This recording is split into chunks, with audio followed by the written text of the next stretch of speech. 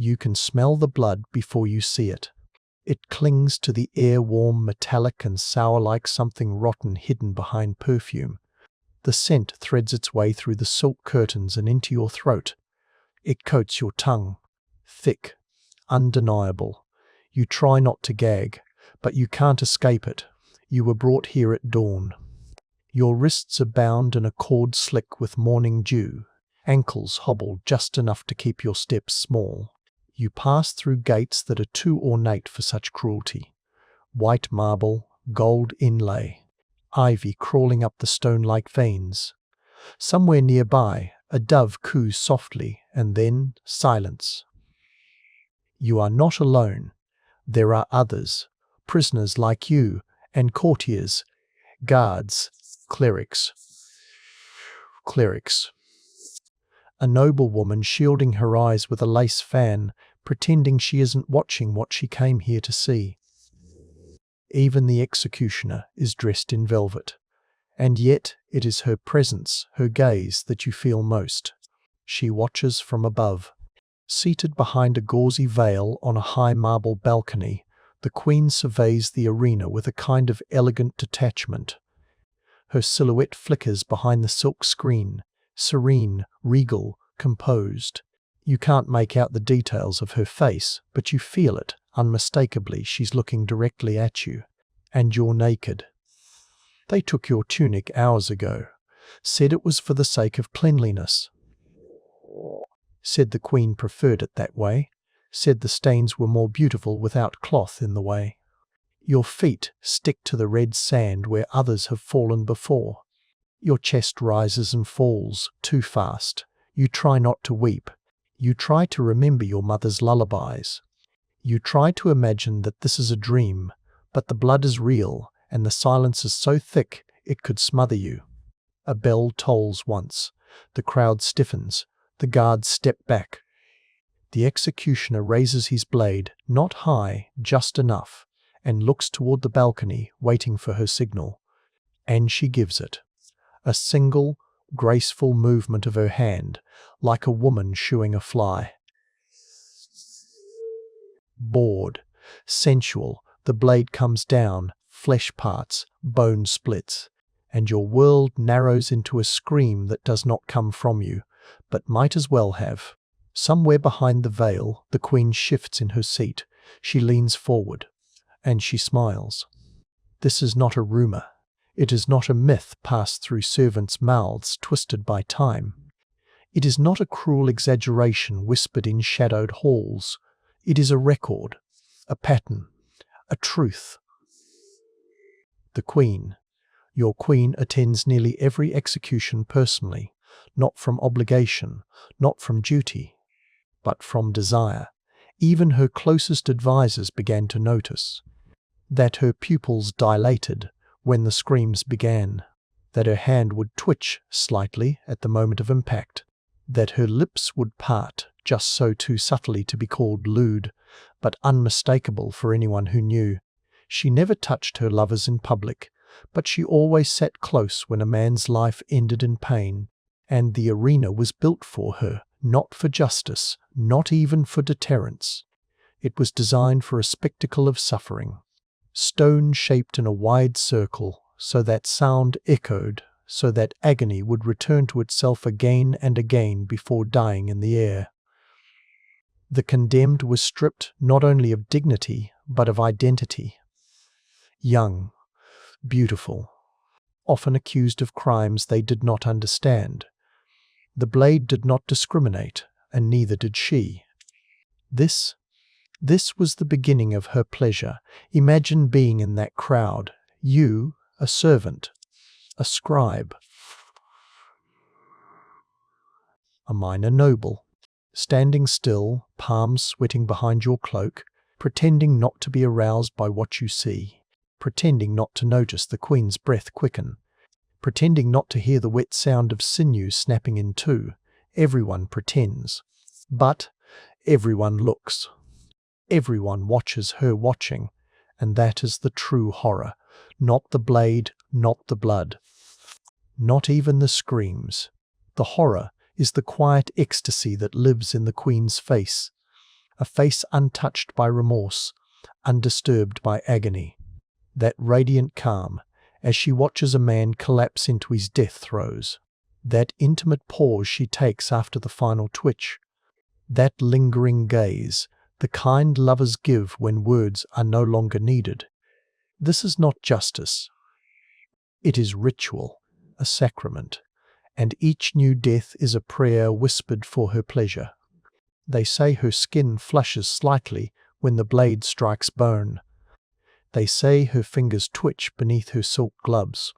They say that after the executions, she retreats for hours and allows no one to enter her chambers, except the youngest of her handmaids. But who was she? How does a woman become a mirror for death itself? And what childhood could possibly sculpt a soul that blooms only in blood? To answer that, we must step backward into marble halls and cold nurseries, into whispered secrets and inherited sin. We must return to the girl beneath the veil long before she wore the crown, before she smiled at executions, before she knew what power could do, before she realized the only thing more intoxicating than life was the ending of it. You weren't always bound in rope.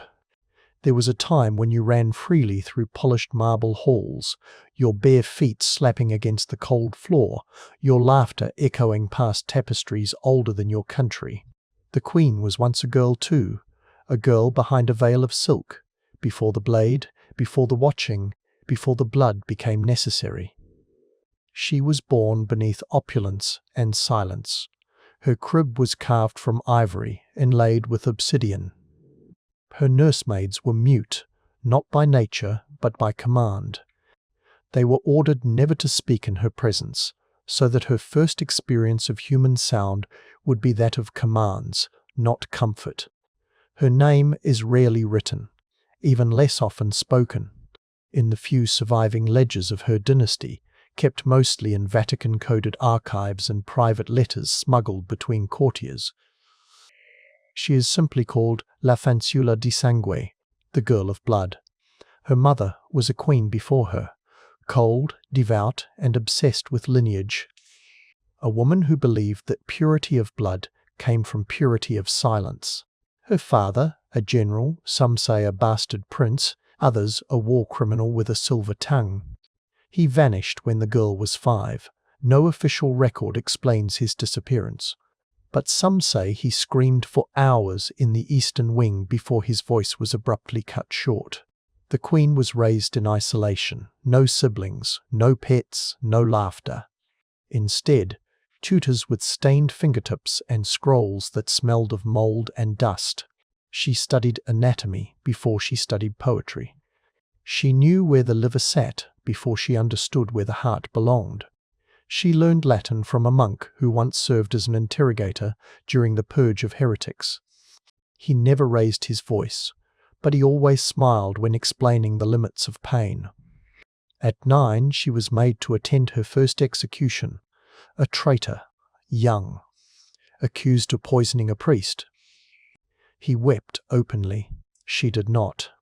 When his throat was opened and blood sprayed across the executioner's apron, she blinked slowly and then smiled. Just once. Just enough. The court physician noted it in his private journal, a peculiar affectation. Her Majesty's pupil dilation increased by half. Breath quickened. No visible signs of fear. Curious arousal. Further observation warranted.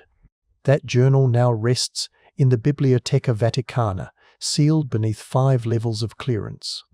By the time she was 12, she could recite the methods of execution used by every dynasty since Babylon.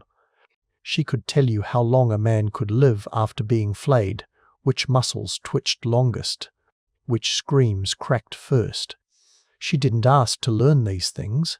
She simply never looked away. And her mother noticed. There are stories, only half whispered, about what happened in the nursery that winter. When a servant's boy was brought to entertain her with music. When his harp string broke and he cut his finger. When the Queen, still a child, held his bleeding hand in hers for far too long. watching the blood bead, watching it fall, watching it smear against her silk. The boy was never seen again, no charges, no burial, just gone.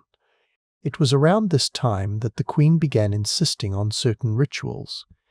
She would not eat unless her food was arranged in precise, symmetrical rows.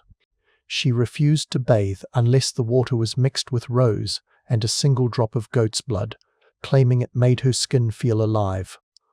She demanded to sleep only on red sheets. A servant girl once changed the linens to white. The girl disappeared.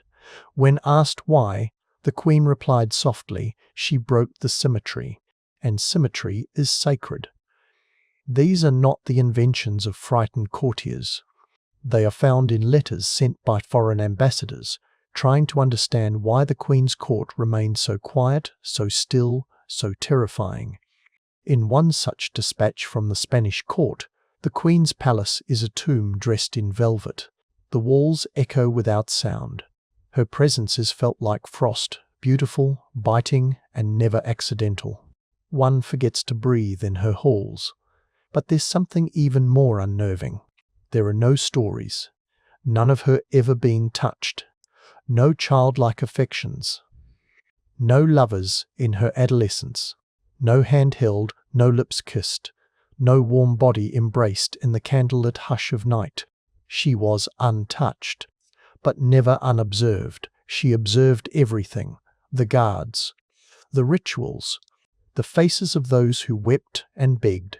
She studied sorrow the way a scholar studies stars, and eventually she came to crave it. Not like a fire wild and consuming, but like a needle slowly pressing against the skin. Purposeful, measured, necessary. They say the transformation began not in public, but in her dreams. She dreamt of red fountains. She dreamt of teeth breaking like glass.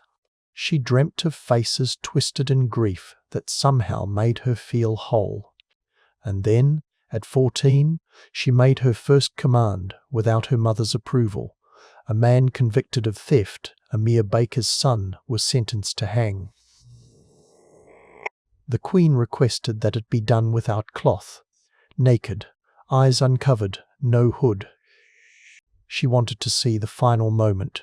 She wanted to understand.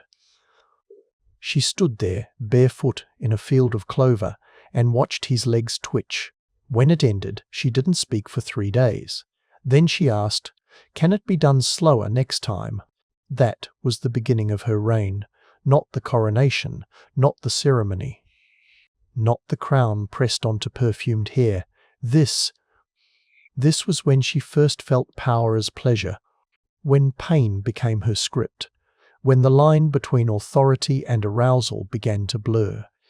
She was no longer just a daughter of blood. She was becoming its priestess. By the time she was crowned, the Queen had already cultivated something far more enduring than loyalty: obedience. Not from love, not even from fear, but from awe.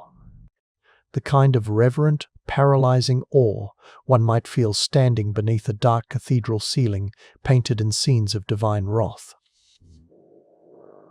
The kind of awe that makes you bow your head, not because you must, but because you don't dare look up. She rarely spoke, but when she did, her words dropped like coins into an empty well, cold, singular, echoing into depths no one could measure. And it was in the 3rd year of her reign that she unveiled the garden. The palace had long housed courtyards and fountains. But this was something else.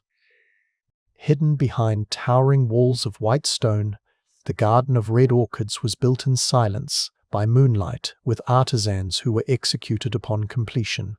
None survived who laid the bricks. None returned who planted the seeds. Inside, a circle of manicured perfection. Crimson orchids bred to bloom year-round. Vines trained to curl like serpents along marble statues. Pools of still water, black as ink, reflecting not the sky, but the Queen's desires. And in the centre, a platform of pale wood, raised just high enough to be seen from the Queen's private chamber. It was not for speeches. It was not for prayers. It was for death. One execution every solstice. Then once a month. Then twice. They were never public. There were no crowds. Only the Queen, her handmaidens, and a handful of favoured guards. The condemned were chosen from prisons, dungeons, and occasionally, whispers claimed, from rival noble houses. They were always beautiful, always young, always trembling. The Queen would recline on a carved divan beneath a canopy of silk and orchids. She drank from goblets filled with wine and crushed poppy. Her feet were bathed in lavender oil. And she would not speak. She only watched. The executions were not hurried. There was no guillotine. There was no clean break. Instead, knives, hooks, fire. Each act conducted with a precision that suggested not cruelty, but artistry. It was performance. A ritual. A choreography of suffering orchestrated for one woman's gaze. She began making requests. "Slower," she whispered once. "Begin with the eyes," she said another time. "Let the blood fall on the petals." And always, always, she asked for silence. No cries from the guards, no sobbing from the handmaidens, only the natural sounds of the garden, the rustle of orchids in the wind, the wet crack of bone beneath pressure, the final gurgle of breath leaving a chest. Some say she never blinked during the entire performance. Others say she touched herself behind the veil. One prisoner tried to run. He was a boy, not older than 20. His ankles were not yet shackled. When he realized what the garden truly was, he bolted. He made it as far as the pool. The Queen did not flinch. She did not shout. She simply lifted a single finger. And the boy's body arched as 2 arrows struck his back. Precise, clean, practiced. He fell beside the pool. His blood coloured the surface. The orchids drank deeply that season. The Queen began keeping journals. Not political records, not affairs of state. Private notebooks, bound in human skin, written in a cipher known only to her.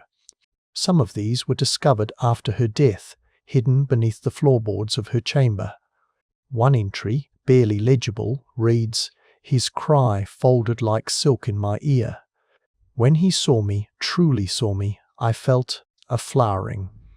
The scream was a petal opening. I wanted it to never end. Another, the slow ones are better. More time to feel. More time to become." She was not mad, not in the way of screaming tyrants or frothing zealots. Her madness was methodical, quiet, seductive. Even the guards began to speak of the garden with reverence. They called it La Fioritura, the blooming. They did not say execution. They said, "Another will bloom tonight." And every time the Queen was present. Wrapped in robes of red and pearl, her face half hidden behind lace, her eyes glittering in the torchlight like jewels polished by sorrow. She never laughed. But once, they say, she sighed. It escalated, of course. Hunger always does. Soon she no longer waited for criminals. She began choosing servants, pages, dancers, foreign emissaries who offended her with a glance too long or a bow too shallow. She chose one of her own handmaidens once, a girl who had braided her hair since childhood. She did not weep when the girl died, but afterward she walked barefoot into the garden and lay in the blood-soaked petals for hours, unmoving, eyes open to the sky. When she returned, she did not speak for a week. Then she whispered, "Bring me another." The horror of it wasn't only the killing, it was how sacred she made it. No death in that garden was meaningless. Each one was treated like a ceremony, with incense, with candles, with wine and velvet, and the careful placement of the body. To the Queen they were not victims. They were offerings. To what? To whom? To herself. To the thing inside her that grew darker with each breath, each scream. each twitch of muscle beneath the knife. But it wasn't until the boy arrived that something changed. He was not a criminal, not a rival, not even a servant. He was a nobleman's son, brought to court for training. Bright-eyed, innocent. When he was chosen, he didn't understand. Not until he was led to the center of the garden. Not until he looked up and saw her watching. And in that moment, recognition. Not from fear, from betrayal. They had played together as children. She had once tied a red ribbon in his hair. She had once called him brother. The garden fell silent. For a moment she looked away. Her hand trembled, almost imperceptibly. But she did not stop the ceremony. She did not speak the word that could have saved him. She did not move as he screamed her name. She only watched. Until the last breath. Until the last spasm. Until the garden bloomed once more. And after that, she never chose anyone she had known again. She never flinched again. Whatever was left of the girl behind the silk veil died that night. The killings did not stop. They became calendar markers, like feast days or eclipses. But they were not confined to the garden anymore, no longer private, no longer shrouded in silk and perfume. The queen wanted sound, not the murmurs of court gossip, not the hymns of hollow priests. She wanted screams, so she built a new chamber beneath the palace, deep underground, beneath the crypts and wine cellars, accessible only by a spiral staircase of white stone. It was known simply as the Crimson Room. No official blueprints of it survive, but in the oral testimonies of 3 palace maids recorded in a hidden monastery 2 decades after the queen's death, there are consistent details. The walls were padded in red velvet. There were hooks above the bed. She had a musician play the lute while they died.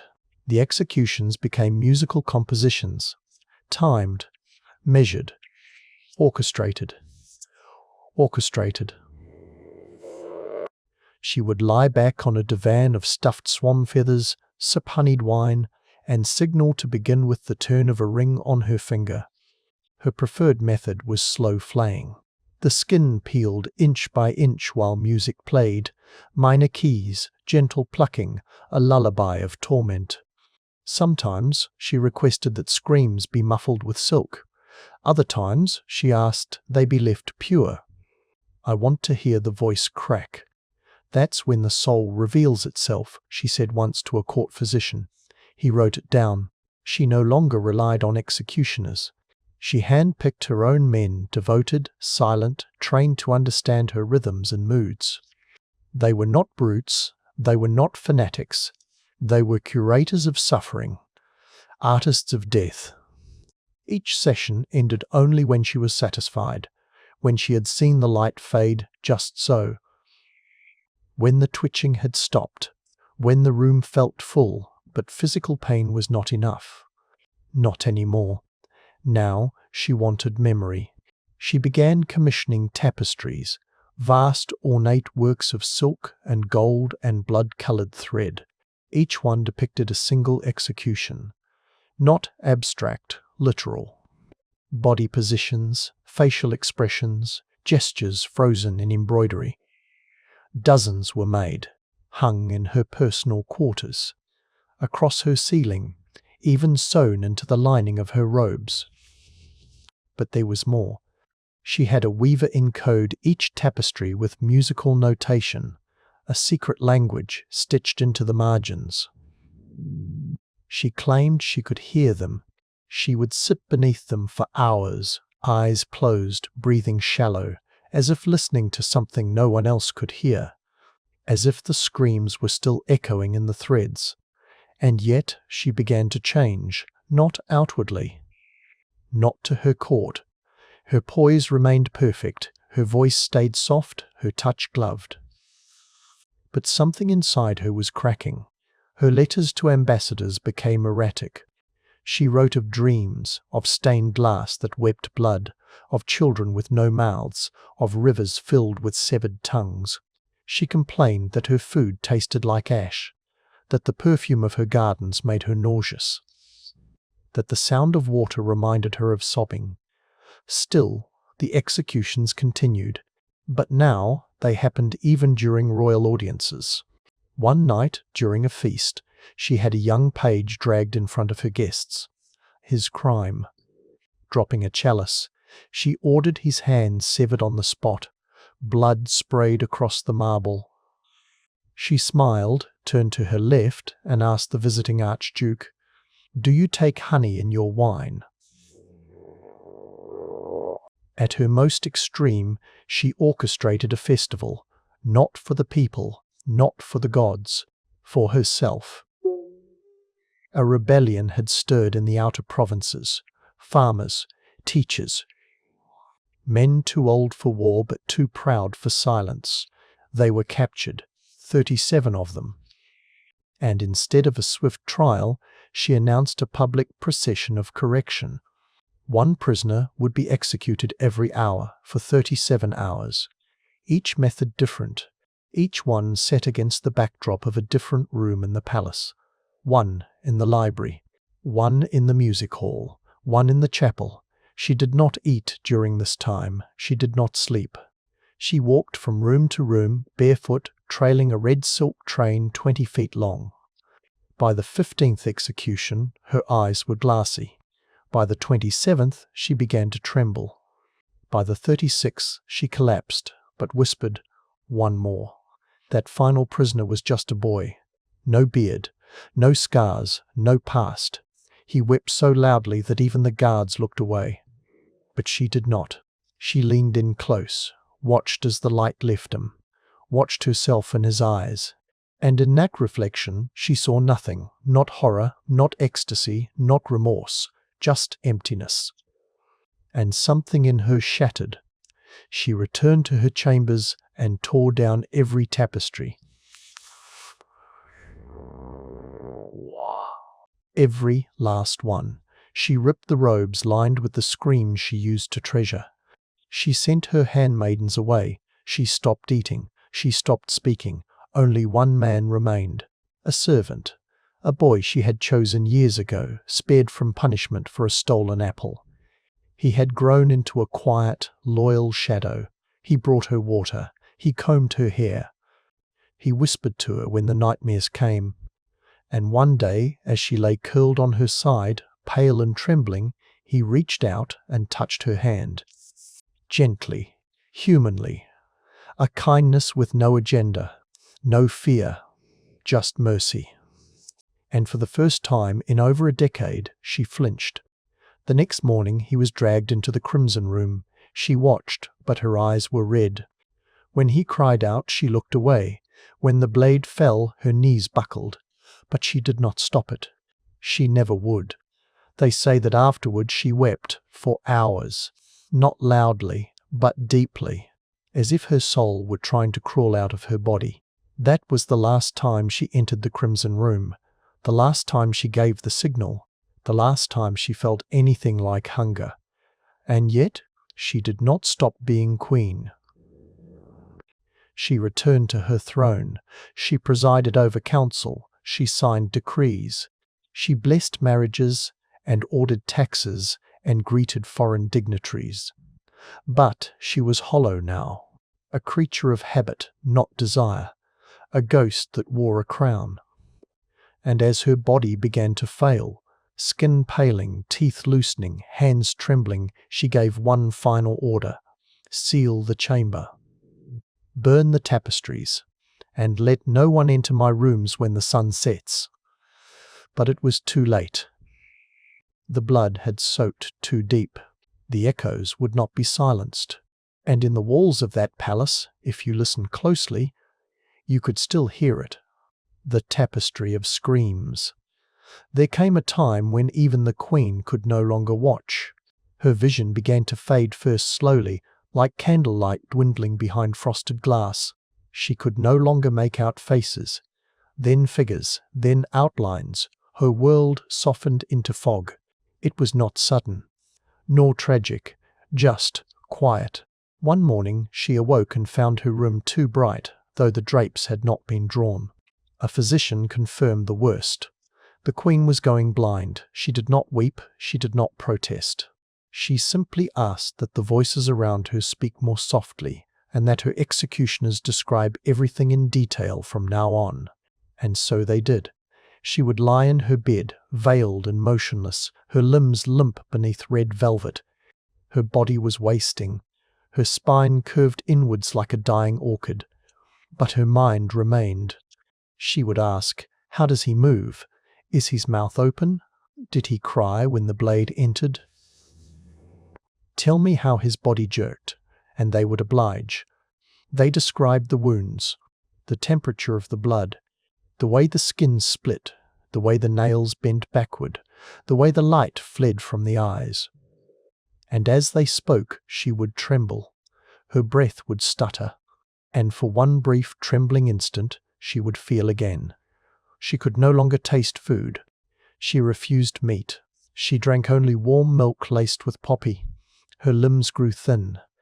Her hair turned white, then brittle. Her teeth loosened in her gums, one by one. But she remained queen, even as she crumbled, even as her body betrayed her. She issued orders from her bedside, her voice barely a whisper. No one dared disobey. Most of the court had fled by then. Ministers resigned. Handmaidens vanished in the night.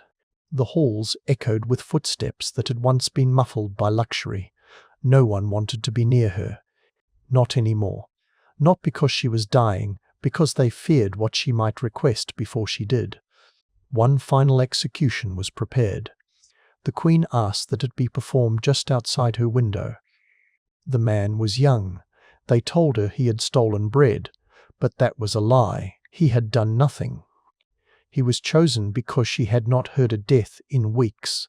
As he was bound to the post, the queen whispered, "Describe him to me." Then said, "He looks afraid." She nodded. And now, "Haw, haw."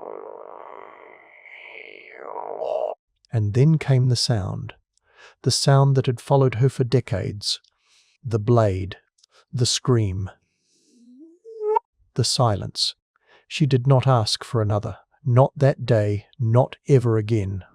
Later that night, she asked to be left alone. No guards, no attendants, no candles. She dismissed even the physician who had been bribed to stay past his will. She lay in her bed, skin pale as linen, hair pooled around her shoulders like snow melting on ash. And for the first time in her life, she slept through the night. In the morning, she was cold. Her hand still rested near the edge of the bed. Her mouth was slightly parted, as if still whispering a name she never learned. No priest was summoned. No funeral procession. Just a small note found on her pillow, written in an unsteady hand. They were all guilty of something. I simply gave them the ending they deserved. The note was burned, so were her journals. Her tapestries, her robes, her instruments of death. The crimson room was sealed with bricks and iron. The garden was razed. The orchids would not bloom again, and for a time history tried to forget her. She was written out of the genealogies, her portraits were painted over, her name was left to rot beneath the soil of memory. But the silence remained, and in certain corners of the palace, where the red velvet had never quite faded, if you placed your ear to the wall, you might still hear the soft, distant sound of weeping. Too philosophical reflection. Was she evil? Was she insane? Was she merely the product of a world that offered her power without consequence and told her that suffering was sacred? Some say she was possessed. Others say she was broken. But the truth is simpler, more horrifying. She was born into a world that adored violence when it wore silk, that applauded cruelty when it was justified by bloodlines and borders, that rewarded control more than kindness.